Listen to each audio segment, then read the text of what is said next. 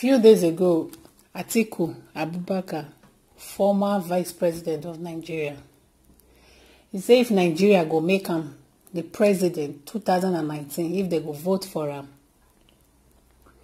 he go make sure say nothing like Boko Haram again. Boko Haram go be a thing of past. I don't know if I still remember.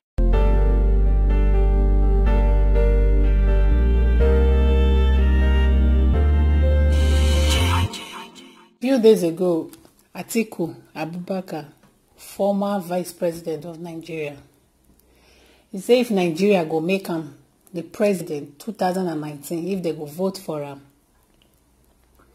he go make sure say nothing like Boko Haram again. Boko Haram go be a thing of past. I don't know if I still remember, say few months ago, some group of people come outside, accuse Atiku, the same Atiku Abubakar, say na him dey sponsor Boko Haram. Say they just dey sponsor Boko Haram because they just won't bring this government down or won't give this government bad name. Strong people with evidence say Atiku na him dey sponsor Boko Haram. Before you know the matter, as usual, Nigeria process, they wipe am under carpet. Now, he say if they make him the president 2019, he go make sure say Boko Haram no go dey exist again.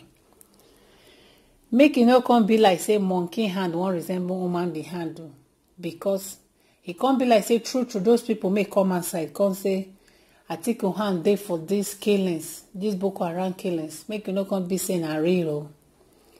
Because if they say 100%, if Nigeria go make in 2019 the president, he go make sure say they no go to hear anything like Boko Haram again. Abi true na him dey behind this Boko Haram. Now make it they say if Nigeria make in 2019 the president, everything go stop. Now him be say he go just all people may won't come. Mr. A won't come to be president. I go make sure say Boko Haram, I scrape him. Mr. B won't come. I go make sure say Boko Haram, I go scrape him, come up for the Nigeria. So they just deliberately leave Boko Haram so that make they use and they campaign. They leave Boko Haram so that make that matter be the matter make they go use the come. They go use the if you make me the president, there will not be Boko Haram, there will not be Fulani herdsmen, there will not be this, there will not be that.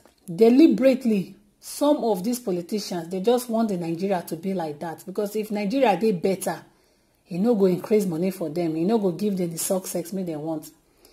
These killings now for the country, Boko Haram or Fulani herdsmen, they don't come to use and they campaign. They don't come to use as for they go say, I go give una lights, I go give una road, I go give una, make me the president come 2019. The Boko Haram go no go they exist again. Fulani herdsmen no go they exist again. Now their campaign, big campaign goal. I been a campaign. I don't know as I want to call it. That is Nigeria now place of. Now hell, Nigeria is as good as hell. Okay, make we watch and see according to this man. I wish him the best. I go like make him be the president according to his desire. Because these killings, nobody may not want these killings to end. Whoever they behind the killings, since now everything, these killings now all this PDP, APC, and the new parties may don't come out now. Now this Fulani herdsmen and Boko Haram now be the main thing. May they say they go stop. The person may really get in mind to stop and may God grant them success, make him win. Because everybody really wants these killings to stop. You don't there enough. The killings don't too much. The killings don't too much. More than how many thousands of people may die recently? How many thousands of people may die recently under this short time? You know good now. Don't be saying that war did that country. It is terrible. Say if they make him the president of Nigeria come 2019, he go make sure say nothing like Fulani herdsmen and Boko Haram. Make una drop una comment, una opinion. To me, all these people, then they behind these killings. Now you make them use on the campaign. If you can't be say true, then vote for them and the thing stop. Now you be say no be ordinary hand. Their hand they for inside as they accuse them. Some group of people, like I said a few months ago, came out say they accuse Atiku. So I accuse former chief of army staff also. If you now remember the case during Jonathan time, they still accuse am too say in hand dey for this Boko Haram.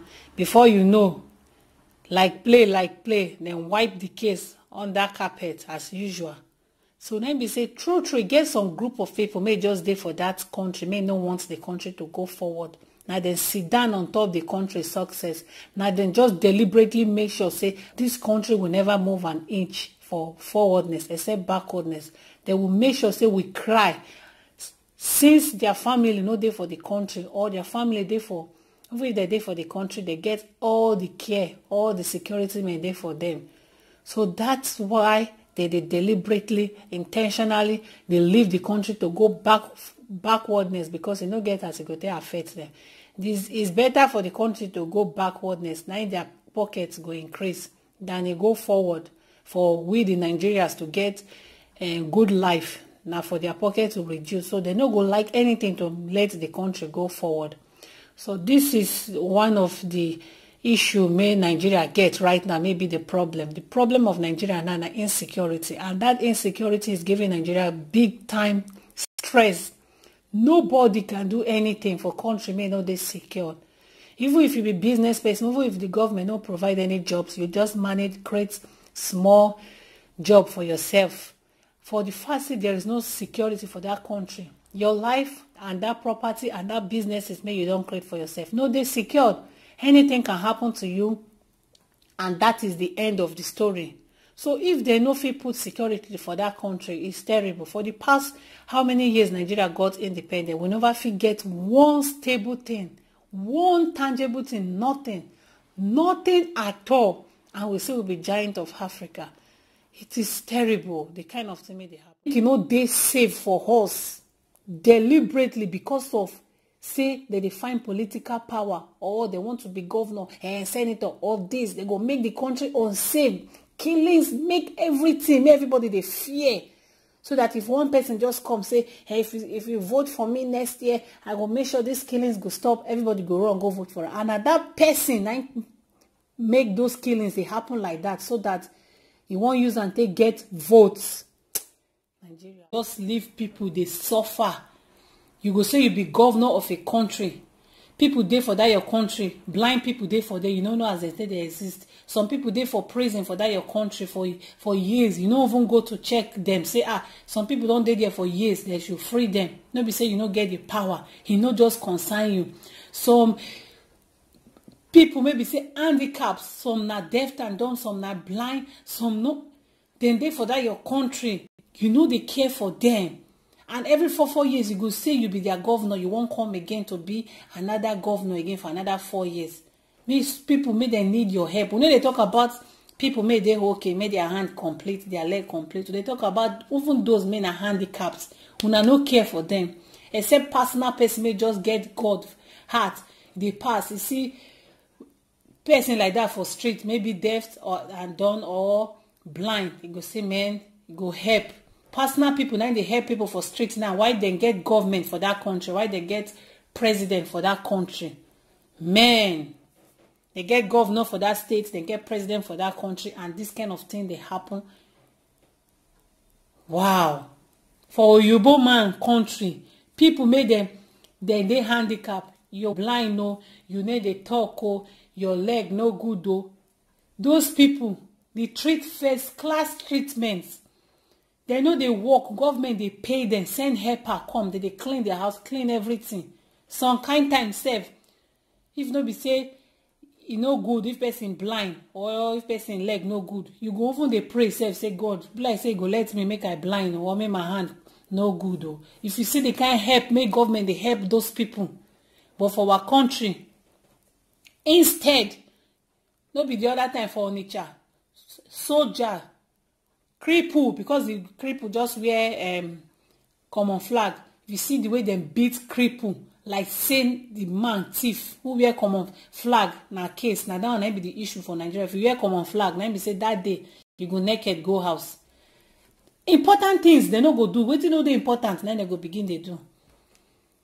You don't wear common flag, na be the great, na be the topic. May you no go make Nigerian army strong again. They go make sure say they naked that person because you wear common flag.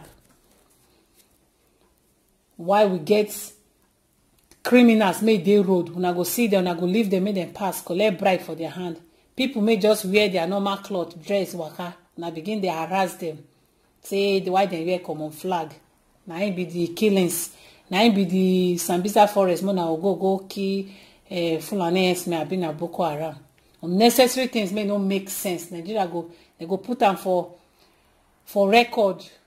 They go before you know they begin they they for constitution and chapter section 172. Now like this, now like that.